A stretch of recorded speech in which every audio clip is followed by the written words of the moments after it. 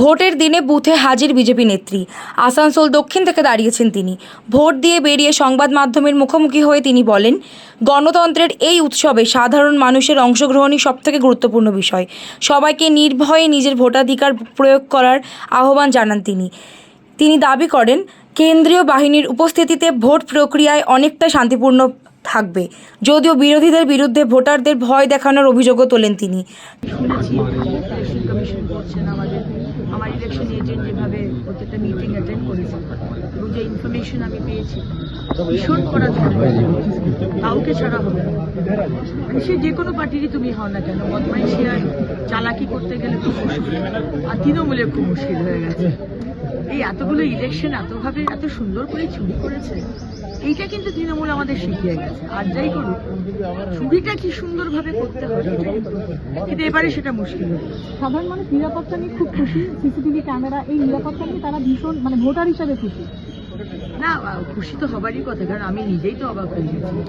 বুথে নাকি 4টে লোক যদি ঢুকে, 4টের বেশি লোক, তাহলে এআইতে এমন সেটেল করা আছে ক্যামেরা ব্লিঙ্ক করতে শুরু করে, আওয়াজ করতে শুরু করে, এবং সেটা প্রত্যেকটা জিনিস উপরে কানেক্টেড। এখানে মানে কি বলবো, একটা পিঁপড়েও ঢুকতে পারবে না উইদাউট পারমিশন। শান্তিপূর্ণ ভোট হবে কতটা আশাবাদী এখন তো সকাল? দেখুন, আমি আশাবাদী শান্তিপূর্ণ ভোট। এত ব্যবস্থা করা হয়েছে, এত দিনের প্রস্তুতি, এত মানুষের স্বপ্ন, শান্তিপূর্ণ ভোট আমাদের মাননীয় গৃহমন্ত্রী বারবার বলেছেন, জ্ঞানেশ কুমারজি বলছেন। কিন্তু আমার ডাউট লাগছে কোথাও, কারণ কি আমার কাছে খবর আসছে যে তৃণমূল লোডশেডিং করিয়ে দেবে, মাঝে কোথাও কোথাও লোডশেডিং করিয়ে রিগিং করার চেষ্টা করবে। কতটা করতে পারবে সেটা আমি বলছি না, কিন্তু ওরা লোডশেডিং করার চেষ্টা করবে।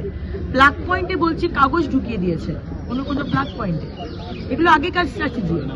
প্লাগ পয়েন্টে কিছুক্ষণ বাদে প্লাগ পয়েন্টটা নড়ে যাবে আর ক্যামেরা অফ হয়ে যাবে। আর নতুন ক্যামেরার টিম যতক্ষণে পাঠাবেন ততক্ষণ 45 মিনিট 1 ঘন্টা হয়ে গেছে। জায়গায় জায়গায় বোমাবাজি করা হয়, মানুষ যাতে না আসতে পারে, মানুষ যাতে ভয়। এগুলো তো পুরোনো স্ট্র্যাটেজি, এগুলো তো করেই আসছে, এবারও তারা করবে, এটা আমার কাছে খবর। বাইরে থেকে প্রচুর লোক এসে, না না বাইরে থেকে কিছু হয়তো গ্যারেজ হয়েছে, বাইরে থেকে প্রচুর গুন্ডা কার ঢুকেছে। নাদিম বলে, আমি তো গুন্ডা নিয়ে পিএইচডি করিনি, তো মমতা ব্যানার্জি করেন, ওই তো গুন্ডাদের চালান আর এখন চালিত হয়। তো নাদিম বলে একটি মারাত্মক গুন্ডা, সে খড়গপুর থেকে কালকে নাকি ঢুকেছে ডামরা এলাকায়। আমি সেটাও ইলেকশন কমিশনকে জানিয়েছি। এখন ডিজাইনার থাকতে থাকতে এইসবের সাথে যোগাযোগ সব চর্চা করতে হচ্ছে, এমনই জায়গায় এসে পড়েছে। কমিশন কি কোনো পদক্ষেপ নিয়েছে?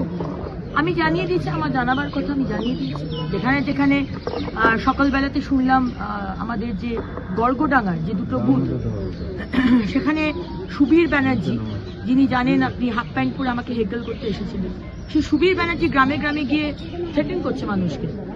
আমি ইলেকশন কমিশনকে জানিয়েছি। সুতরাং খবর আমাদের কাছে সঙ্গে সঙ্গে চলে আসছে। আপনি এখানকারই ভোটার, ছোট থেকে এখানেই ভোট দিয়েছেন, এই ভোটটা কতটা ভোটার হিসেবে আলাদা লাগছে আপনার কাছে? ভীষণ আলাদা। বাংলাকে তো বাঁচাতে হবে। আজকে বাংলায় কি অবস্থা বলুন তো, ছেলে মেয়েগুলোর কোনো চাকরি নেই।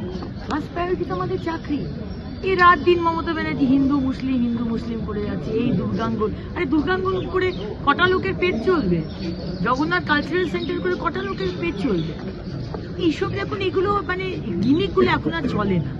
এখন মানুষ এগুলো বুঝে গেছে। আমাদের চাকরি চাই, জল চাই, বাড়ি চাই, রাস্তা, ইনফ্রাস্ট্রাকচার ডেভেলপমেন্ট, মেয়েদের কলেজ, প্রাইমারি হেলথ সেন্টারগুলো ভালো হোক, স্মার্ট ক্লাসরুম হোক। সরকারি টিচারই নেই।